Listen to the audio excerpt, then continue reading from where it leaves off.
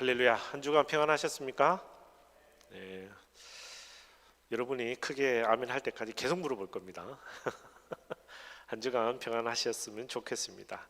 그리고 평안한 여러분과 함께 오늘 예배 드림이 저희에게는 큰 기쁨입니다. 오늘 우리가 나눌 말씀 마가복음 6장 45절에서 52절 말씀이죠. 마가복음 6장 45절에서 52절 말씀.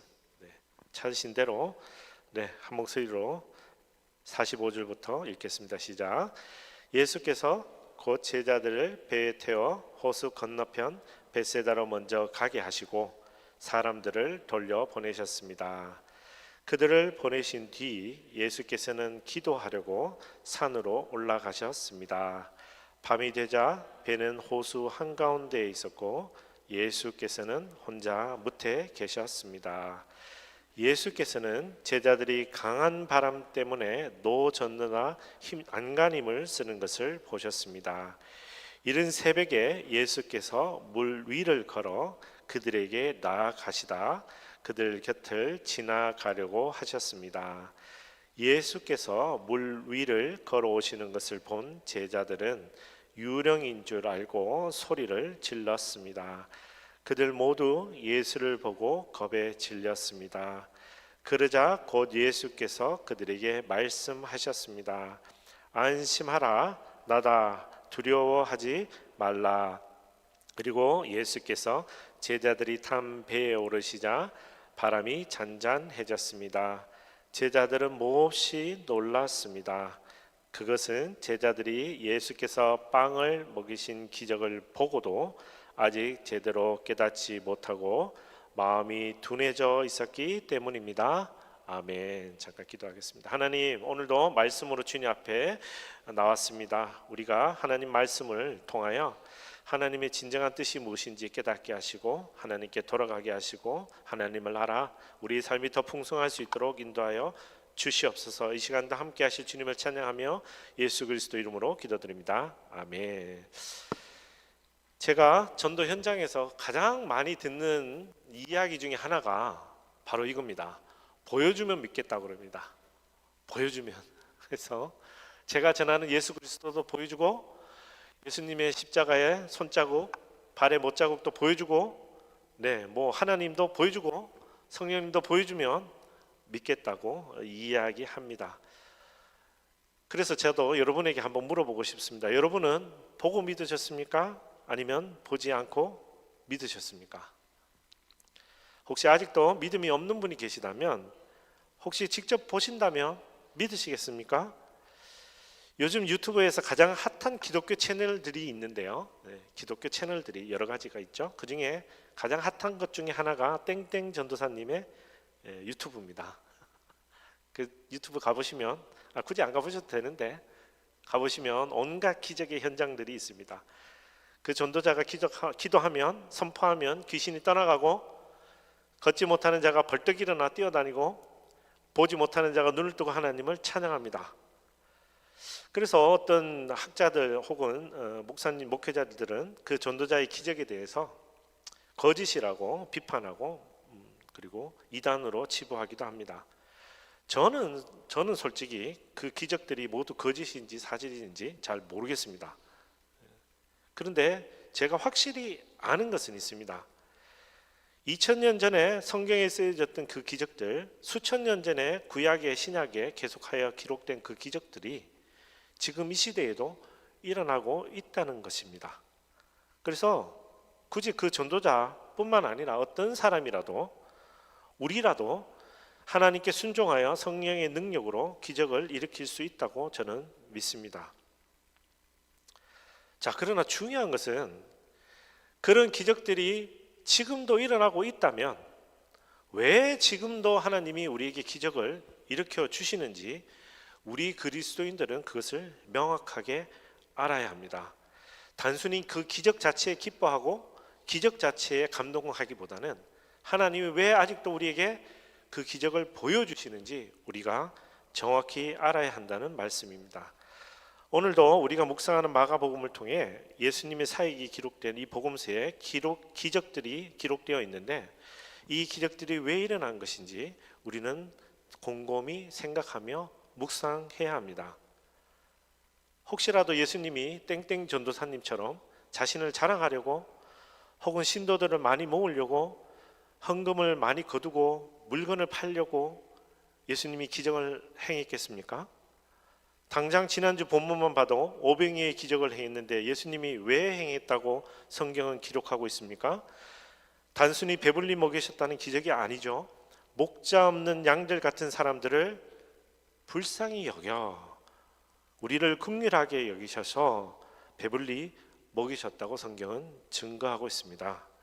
그러므로 우리가 성경을 읽을 때, 그리고 계속해서 마가복음을 읽을 때, 오늘 본문을 읽을 때 하나님께서 우리에게 왜 이런 것들을 보여주시고 왜 지금 이 시대에도 기적이 일어나는지 우리가 명확히 알아야 할 것 같습니다. 자, 그럼 오늘도 마가복음이 들려주는 이야기에 귀 기울여 보겠습니다.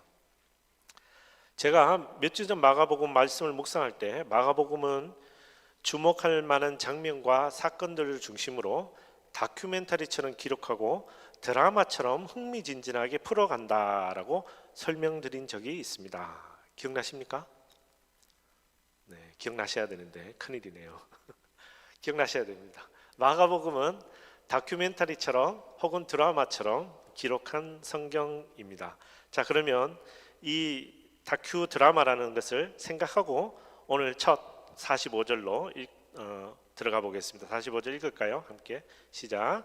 예수께서 곧 제자들을 배에 태워 호수 건너편 벳세다로 먼저 가게 하시고 사람들을 돌려 보내셨습니다. 아멘.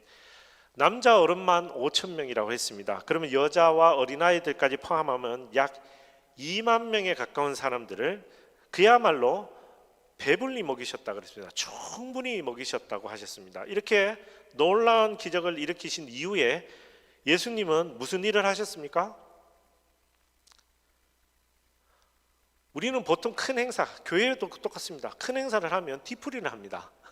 그래서 교회도 뭐 크게 다르지 않죠. 그래서 수련회 리트릿 뭐 뒤풀이 하면서 바비큐 구워 먹고 그렇게 합니다. 그게 나쁘다는 뜻이 아닙니다. 그게 나쁘다는 뜻이 아니고 우리조차도 그렇게 하는데 예수님은 아무런 뒤풀이 평가회, 예를 들어서 제자들과 둘러앉아 오늘 오병이어 기적이 어땠는지 평가회 같은 거 전혀 일절 하지 않으시고 어떻게 하셨느냐? 곧바로 사람들을 다 돌려보내고 제자들 또한 그 자리를 떠나게 하시고 예수님도 어딘가로 떠나십니다. 왜 그렇게 하셨습니까? 46절 읽을까요? 시작. 그들을 보내신 뒤 예수께서는 기도하려고 산으로 올라가셨습니다. 아멘. 네, 기도하려고 가셨습니다. 예수님은 제자들과 오병이어 평가회 안 하셨습니다. 리트릿 안 하셨습니다. 그런 거 하지 않으셨습니다. 어떤 거 하셨습니까? 기도하러 가셨습니다. 사랑하는 성도 여러분, 여러분은 언제 기도하십니까? 많은 사람들은 비행기 타기 전에 기도합니다. 비행기 타고 가면서도 기도합니다. 근데 비행기 내리면 기도 잘 안 합니다. 그게 우리의 기도 행태입니다. 먹을 것이 없으니 아주 간절한 마음으로 오병이어의 기적을 구했는데 오병이어의 기적을 경험하고 나면 어떻게 합니까? 네, 감사하지만 현실로 돌아가기 바쁩니다. 물론 기도 안 하는 것보다 낫겠지만 기도는 그런 것이 아닙니다. 기도는 우리가 구한다라고만 알고 있지만 기도는 단순한 구함의 기도가 아닙니다. 기도는 가장 중요한 전제 조건이 있습니다. 기도는 항상 하는 것입니다. 기적이 이루어져도 하고 기적이 이루어지지 않아도 하는 것입니다. 오병이어의 기적이 있기 전에도 하는 것이고 오병이어의 기적이 끝나도 기도하는 것입니다. 예수님이 이 땅에서 하신 사역들을 우리가 복음서를 통해서 하나하나 읽어보면 예수님은 곳곳에서 기도하십니다. 이른 아침에도 기도하시고 이른 저녁에도 기도하시고 사역 중에도 기도하십니다. 예수님의 모든 지상 사역은 기도 없이 이루어진 것이 없다라고 해도 과언이 아닙니다. 자, 사랑하는 형제자매 여러분, 예수님은 사람의 아들인 동시에 하나님의 아들임을 우리는 믿습니다. 그렇죠? 예수님은 사람인 동시에 하나님이심을 우리는 믿습니다. 예수님은 하나님이 시키는 대로 한다는 것 또한 우리는 성경을 통해서 배웠습니다. 자, 그런데 그런 예수님조차도 기도하셨습니다. 시간과 장소를 구분하지 않으시고 늘 기도하기에 애쓰셨습니다. 그렇다면 우리는 어떻게 해야 됩니까? 그래서 마르틴 루터는 기도에 대해서 이렇게 정의합니다. 함께 읽어볼까요? 시작. 기도 없는 그리스도인이 되는 것은 숨쉬지 않고 살아있는 것만큼 불가능하다. 이렇게 코 막고 숨 안 쉬면 어떻게 됩니까? 죽습니다. 그냥 이건 자연의 법칙입니다. 숨 오래 참기 대회는 있지만 숨 참고 오래 살 수는 없습니다. 기도도 똑같은 겁니다. 기도는 숨과 숨 쉬는 것과 같습니다. 그래서 데살로니가 전서에 보면 이런 사실 이 명령을 지킬 수 있을까라고 싶지만 분명히 바울은 우리에게 이렇게 명령합니다. 함께 읽어볼까요? 시작. 항상 기뻐하십시오.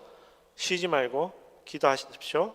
모든 일에 감사하십시오. 이는 그리스도 예수 안에서 여러분을 향하신 하나님의 뜻입니다. 아멘. 여러분 쉬지 말고 기도하는 겁니다. 이 표현은 쉬지 말라는 뜻이 아니라 쉼 없이 계속해서 기도하라는 뜻입니다. 그래서 기도하는 여러분 되기를 축복합니다. 아멘. 네, 기도에 쉬지 않는 여러분 되기를 축복합니다. 예수님처럼 바울처럼 그밖에 많은 믿음의 선배들처럼 기도하는 명령에 순종하는 여러분 되기를 축복합니다. 자, 이제 47절 48절 함께 읽겠습니다. 시작. 밤이 되자 배는 호수 한가운데 있었고 예수께서는 혼자 무태에 계셨습니다. 예수께서는 제자들이 강한 바람 때문에 노젓느라 안간 힘을 쓰는 것을 보셨습니다. 이른 새벽에 예수께서 물 위를 걸어 그들에게 나아가시다 그들 곁을 지나려고 하셨습니다. 아멘. 예수님이 산에서 기도하시는 동안 제자들이 배를 열심히 노를 저었습니다. 그런데 어떡합니까? 강한 바람 때문에 엄청 고생했다고 합니다. 갈릴리 바다는 호수인데 왜 강한 바람이 불고 파도가 치는지 궁금하지 않습니까? 저 혼자 궁금한 겁니까? 궁금해야 하는 거죠. 우리가 성경 말씀을 더 잘 이해하기 위해서는요, 성경이 쓰여진 시대의 문화, 역사, 장소 등등을 이해할 필요가 있습니다. 그래서 우리가 바이블 스터디를 하는데요, 저희 공동체도 큐티가 정착되고 나면 바이블 스터디를 시작할 텐데 오늘은 갈릴리 바다에 대해서 조금만 스터디를 해보겠습니다. 자, 먼저 지리적인 측면입니다. 지도 보셨는데 갈릴리 바다는 실은 바다가 아닙니다. 그래서 내륙에 있죠. 우리는 호수라고 부르는 게 사실 맞습니다. 북으로는 헤르몬 산으로부터는 흘러 들어오는 요단강이 있고요. 저 갈릴리 호수에 강물이 모였다가 그리고 넘쳐 흘러 밑으로 다시 흘러 우리가 알고 있는 사해까지 흘러갑니다. 왼쪽으로는 어떻습니까? 지중해 쪽으로 나갑니다. 그렇다 보니까 평야지대도 있고 농사와 그리고 어업이 활발합니다. 오른쪽은 어떻습니까? 네, 지도상으로 봐도 허허벌판 같은 느낌이 듭니다. 다소 험한 언덕과 바위, 우리가 알고 있는 광야 지역이 저쪽으로 펼쳐져 있습니다. 그래서 목축업이 발달한 곳이 갈릴리 바다입니다. 자, 이 갈릴리 바다는 요단강을 중심으로 형성된 호수인데요. 이 요단강을 보면 또 재밌는 게 있습니다. 우리 도표를 보시면 아시겠지만 요단강은 헤르몬산 해발 2,800m부터 흘러나오는 것입니다. 그러니까 산에서 우리가 알고 있는 만년설이 녹아서 그 물로부터 요단강이 시작합니다. 자, 그래서 요단강이 이렇게 흐르다가 저기 그림을 보시면 제가 지금 동그라미 표시했는데 갑자기 폭 꺼지는 곳이 있습니다. 저기 폭 꺼지는 곳에 이것이 해수면보다 낮다는 뜻인데요. 해수면보다 낮은 곳에 분지 같은 곳에 강물이 모입니다. 이게 바로 갈릴리 바다입니다. 최고 수심 48m고요. 갈릴리 바다는 동서가 11km, 남북은 무려 21km 정도 되는 굉장히 큰 호수입니다. 그래서 이 분지 같은 곳에 물이 차였다가 넘쳐서 다시 남쪽으로 흐릅니다. 그리고 저기 화면 오른쪽 끝에 가시면 갑자기 또 푹 꺼지죠. 저기는 해발 마이너스 416m, 여러분이 알고 있는 전 세계에서 가장 낮은 호수가 있는 사해, 그래서 사해입니다. 그래서 갈릴리 바다도 해발 마이너스 212m, 그리고 사해도 해발 마이너스 400m 정도 되는 것입니다. 자, 그러므로 이 갈릴리 바다는 저기 폭 꺼진 것처럼 분지 형태이므로 주위가 언덕과 산으로 이렇게 둘러싸여 있습니다. 자, 그런데 이스라엘은 아열대 기후죠. 그래서 낮과 밤의 일교차가 굉장히 심합니다. 그렇다 보니까 기류의 흐름이 굉장히 가파릅니다. 그래서 평소에는 갈릴리 바다가 잔잔하다가 이 다음 화면 보시면 갑작스러운 바람이나 폭풍이 자주 발생합니다. 호수에 파도가 3m 가까이 칩니다. 호수인데 파도가 3m라니까요. 파도가 3m면 엄청난 거죠. 이런 지리적이고 기후적인 상황을 고려하면 우리가 이제 48절 읽었을 때 제자들이 노 젓느라 힘들었다는 것이 이제 이해가 됩니다. 여러분, 제자들은요 어부입니다. 거의 대부분 어부예요. 그러니까 어부라는 게 뭡니까? 바다를 잘 알고, 그죠? 배도 잘 다루는 사람입니다. 어디쯤 가면 물고기가 많고 어디쯤 가야 길이 편한지 다 아는 사람들입니다. 그렇게 바다를 잘 알고 배를 잘 다루는 이 어부들이 노 젓느라 안간힘을 썼다라고 성경이 말하는 것이니 우리는 그 바람과 파도가 얼마나 심했는지 알 수 있습니다. 그렇게 늦은 밤부터 제자들이 목적했던 방향으로 배를 저어가지 못할 정도로 강한 바람과 파도와 실랑이를 하며 이른 새벽 즈음이라고 되어 있으니까 그야말로 얼마나 지쳤는지 모르겠습니다. 너무너무 지치고 힘들었을 그때에 예수님은 기도를 마치고 바다를 걸어 그들 곁을 지나가시는 장면이 바로 48절입니다. 지금 제자들은 너무 힘들고 지쳐서 헛것이 보여도 이상하지 않을 상황인데 예수님이 물 위를 걸어오니 귀신이라고 유령이라고 생각한 것 같죠. 그래서 49절 51절 이렇게 이야기하고 있습니다. 함께 읽을까요? 시작. 예수께서 물 위를 걸어오시는 것을 본 제자들은 유령인 줄 알고 소리를 질렀습니다. 그들 모두 예수를 보고 겁에 질렸습니다. 그러자 곧 예수께서 그들에게 말씀하셨습니다. 안심하라, 나다, 두려워하지 말라. 그리고 예수께서 제자들이 탄 배에 오르시자 바람이 잔잔해졌습니다. 제자들은 몹시 놀랐습니다. 아멘. 지금 오늘 본문, 이 짧은 단락에 해당되는 본문과 같은 본문이 다른 복음서에도 있습니다. 요한복음과 마태복음에도 있습니다. 특별히 마태복음은 굉장히 유명한 장면이 있습니다. 어떤 장면이 있습니까? 베드로가 물에 빠지는 장면. 그 장면이 바로 사실 이 본문에 있어야 합니다. 마태복음 14장 22절 33절에는 베드로가 물 위를 걷는 장면과 예수님이 물에 빠져가는 베드로를 붙잡아 올리는 아름다운 장면이 기록되어 있습니다. 그런데 이 똑같은 사건을 기록한, 그리고 먼저 기록한 마가복음에서는 정작, 그리고 베드로의 간증으로 마가복음이 적혔다고 제가 여러 번 말씀드렸죠. 그러면 제일 처음 적힌 마가복음에 그것도 베드로가 자신의 간증을 적으면서 왜 자신의 이야기는 뺐을까요? 어느 학자들은 베드로가 자신의 실패담을 숨기고 싶어서 그랬다고 이야기하는 학자들도 있는데 저는 조금 다르게 생각합니다. 베드로는 자신의 이야기로 인해서 오늘 이 본문을 통해, 이 사건을 통해 예수님이 우리에게 말씀하시고자 하는 것을 가리는 것을 원치 않았다고 생각하는 겁니다.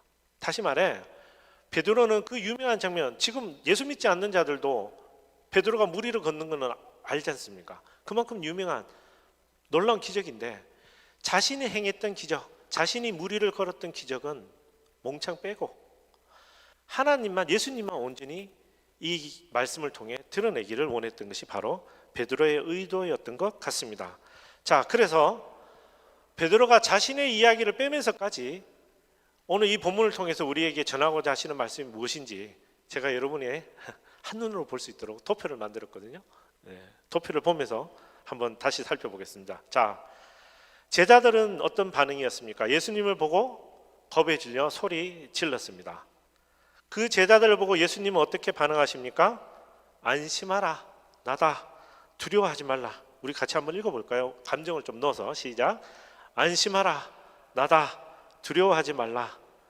그렇게 하면 두렵습니다. 진짜 마음을 담아야 됩니다. 예수님이 나에게 하시는 말. 다시 한번 시작. 안심하라, 나다, 두려워하지 말라. 예수님 그렇게 얘기하시고 어떻게 하셨어요? 제자들이 탄 배에 오르셨어요. 제자들과 함께 하셨어요. 자, 그런데 제자들의 마지막 반응은 어떻습니까? 예수님이 하신 일을 보고 몹시 놀랐다. 이 놀랐다는 건요, 깜짝 놀랐다는 뜻이 아니고 오히려 두려워했다는 것에 더 가까운 표현입니다. 그러니 예수님이 말씀하시고 제자들이 탄 배에 오르셨고 파도가 잔잔해졌는데도 불구하고 제자들은 그 상황을 이해하기보다 오히려 두려워했다라고 오늘 성경은 말하고 있습니다. 그래서 52절 같이 읽어볼까요? 시작. 그것은 제자들이 예수께서 빵을 먹이신 기적을 보고도 아직 제대로 깨닫지 못하고 마음이 둔해져 있었기 때문입니다. 아멘.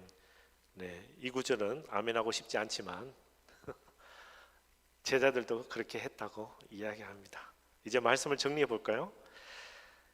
예수님의 초기 갈릴리 사역에서 하나님께서 그의 사랑하는 아들에게 권세를 주십니다.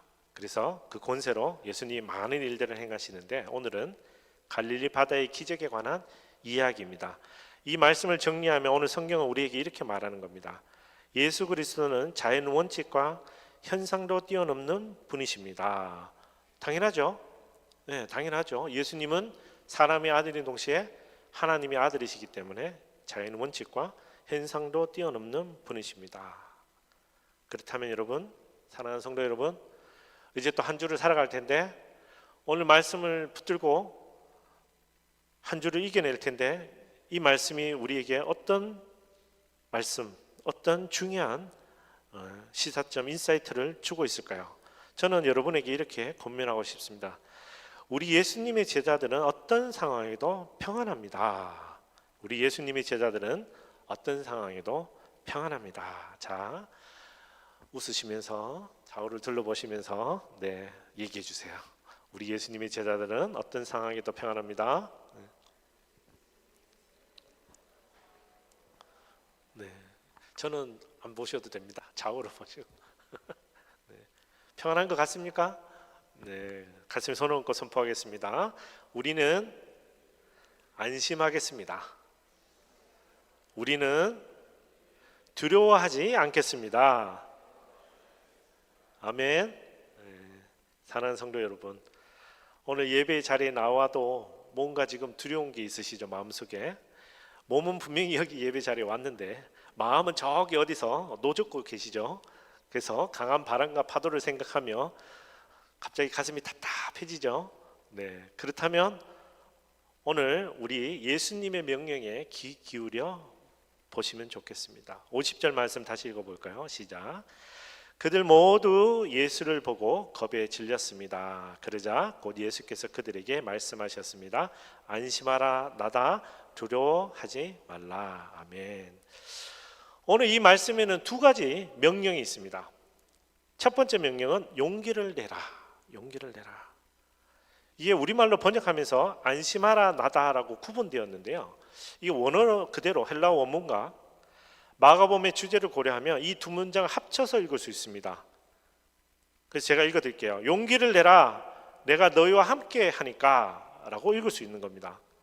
그래서 첫 번째 명령은 그냥 막연하게 용기를 내라, 어디 베스트셀러처럼 용기를 내라, 이게 아니고 내가 너와 함께하니 용기를 내라 라고 예수님이 명령하시는 겁니다. 두 번째는 두려워하지 마라 라고 하십니다. 여러분, 우리가 두려워한다고 얘기할 때는요, 뭔가 두려워하는 대상이 있습니다. 두려워한다고 얘기할 때 그냥 두려운 게 아니에요. 뭔가 두려움의 대상이 있어요. 예를 들어서 뭐 직장을 잃을까, 나이가 들어서 아플까, 돈이 없어서 어떻게 살까, 모든 거리, 적극적거리, 두려워할 거리가 있는 것이 두려움입니다.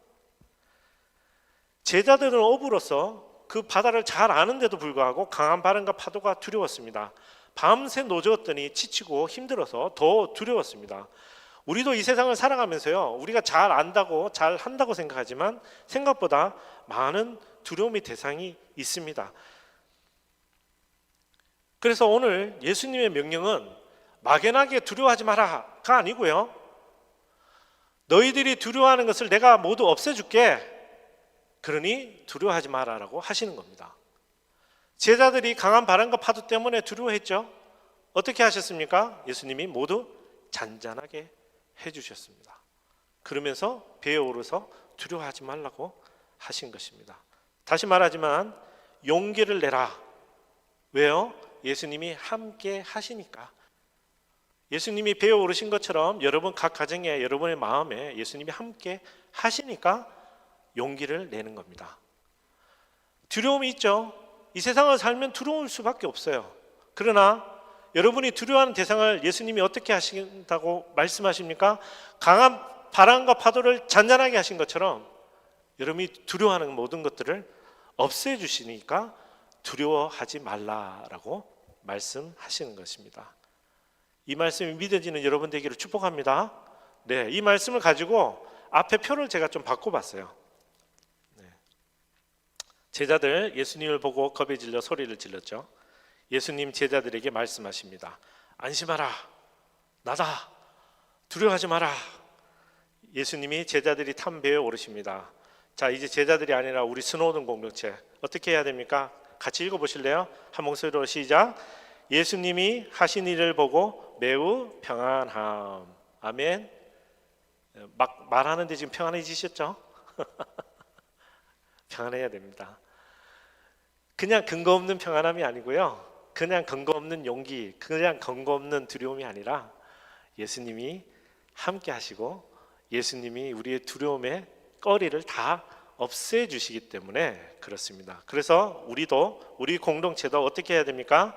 예수님이 하시는 일을 보고 매우 평안해지는 것입니다. 아멘.